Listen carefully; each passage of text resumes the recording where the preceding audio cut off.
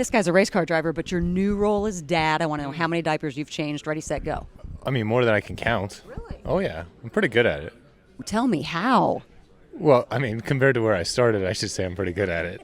To a seasoned mother, probably not. But no, the hard part is, whatever, it's you. So you got circumcised, right? And so like having to put the Vaseline on every time it's been a lot. Mom of a daughter, didn't know that. Especially when they're kicking and karate chopping you. But other than that, it's been great, yeah. Didn't think that was coming, so Right. Here we are, whatever. You've got all of this going on with the Indy 500, but do you feel a little bit of a relief that I'm a dad now? None of this stuff, this stress really matters as much as it did maybe in the past. I don't know that relief is the right word. Maybe like it's nice to leave the track and like kind of leave it all behind, right? Because you've got something of more importance when you get home instead of getting home and it just consumes you until you go to bed. And then you wake up the next day still thinking about either the good parts or the bad parts of the race car. Now it's like you think about the racing stuff when you're at the track and not when you're at home. So that's been nice. When you leave Indy, how do you get ready for the summer grind? How do you decompress from a place like this and then go week to week to week,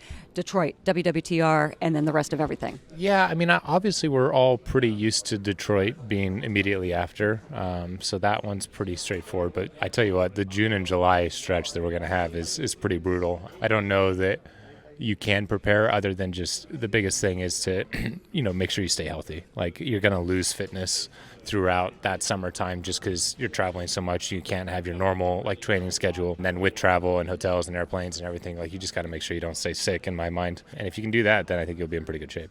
You don't have a traveling chef? I do not. I need to win more races, I think, before that's an option.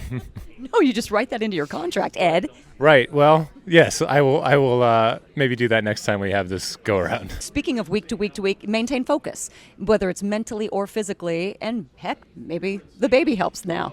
IndyCar, it's so each event is so different, right? Which is kind of what we pride ourselves on in terms of the diversity of the schedule and the tracks and everything. So it's actually pretty easy to stay focused because it's almost impossible to get into like a routine because every time you're going to a different type of track and it's a different thought process and you're in the sim working on different things leading up to it. So from the mental side, it's straightforward. Again, the physicality of it, it's actually hard to stay fit throughout the summer just because the race car doesn't really train you. It keeps you race car fit, but you actually lose strength and you lose weight throughout the year. So like most of us, I'm speaking for like Joseph and myself, like we start like 15, 20 pounds heavier at the beginning of the year because we know that we're all going to lose that by the time August rolls around. So there's no way to there is a way, but it's just difficult to keep that weight routine going and eating enough to maintain that weight routine through the summer. Well, if you think about it, if you got what is it, 11 events and 13 weekends or something, like and that's a Thursday to a Sunday. Monday you need to recover, right?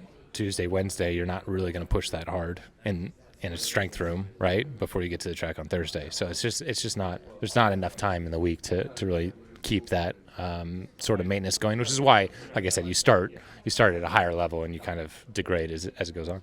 I think some women, myself, are listening to this going, damn, I should have been a race car driver. Yeah, I mean, you also lose a lot in the race, but it's all water loss, which isn't real. But yeah. Do you wear a heart rate monitor, and what does it typically peg at? Average is kind of 130 to 140 for the races. I mean, it's sometimes on certain starts or restarts or pit sequences or whatever, it'll get to like 160, but yeah. No, drivers are not athletes, by the way. Yeah. No, you're working your butt off out there for sure. Have a great summer. Thank you. Appreciate it.